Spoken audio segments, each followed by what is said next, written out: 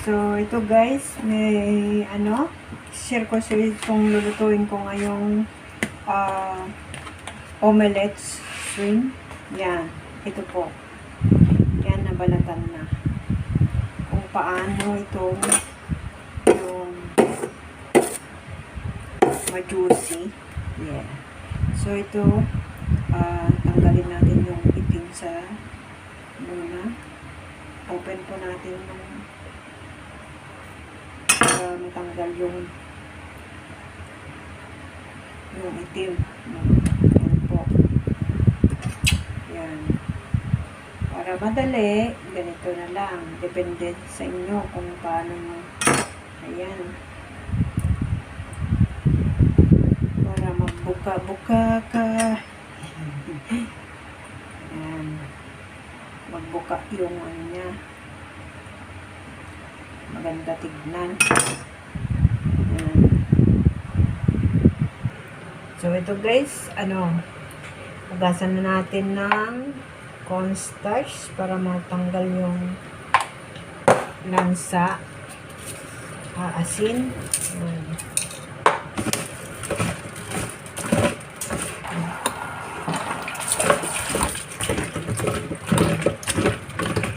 Ayan po. So, ayan, okay na siya. Diyan na natin tanggalin.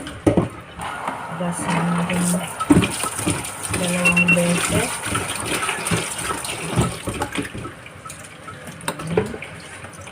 Para matanggal yung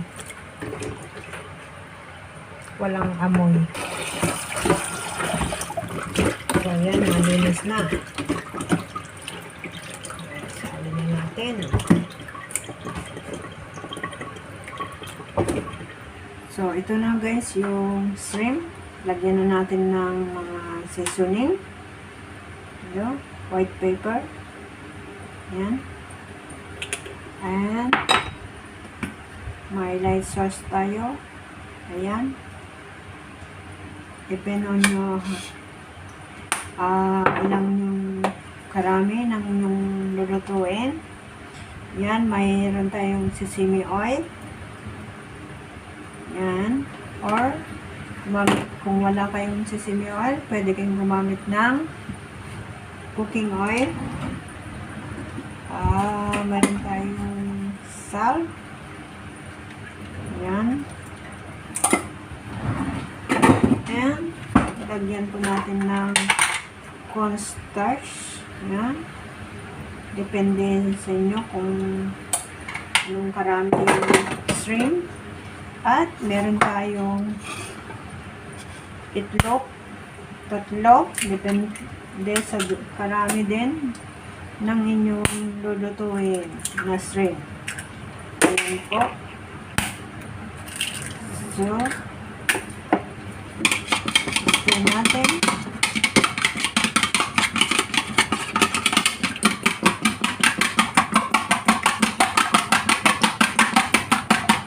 Ayan. Then, lagay po natin dito sa shrimp. Ayan po. Ayan. Then, stir.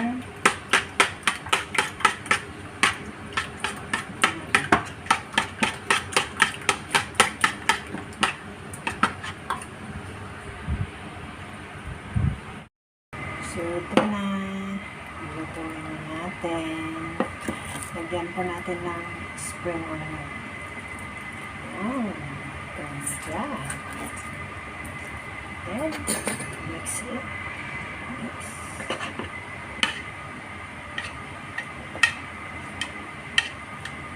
Start cooking. Ayan. So, ayan. Mainit naman. Kailangan mainit na mainit yung wok para hindi didikit yung itlog. Ayan.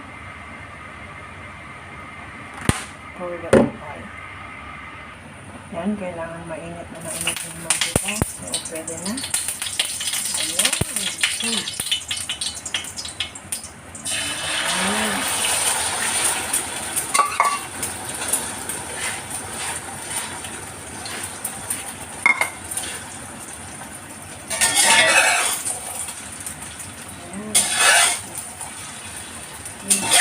Yeah.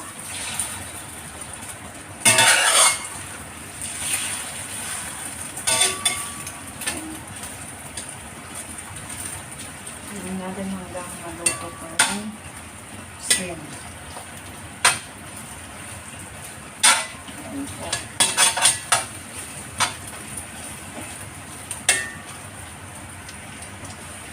So, yan guys. Luto na. Ayan. Mag-juicy siya. Sarap. So, ayan po.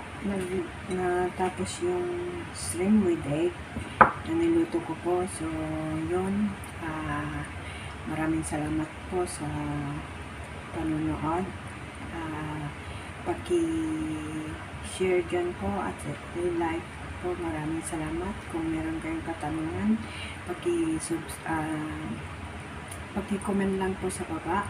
At kung bago ka lang po dito sa aking channel, paki-subscribe naman dyan. Po, maraming salamat. Sana po patuloy niyo pong supportahan. Ang aking channel po yung Sidelia Abi po. Yun po, maraming salamat. God bless po sa lahat. Bye!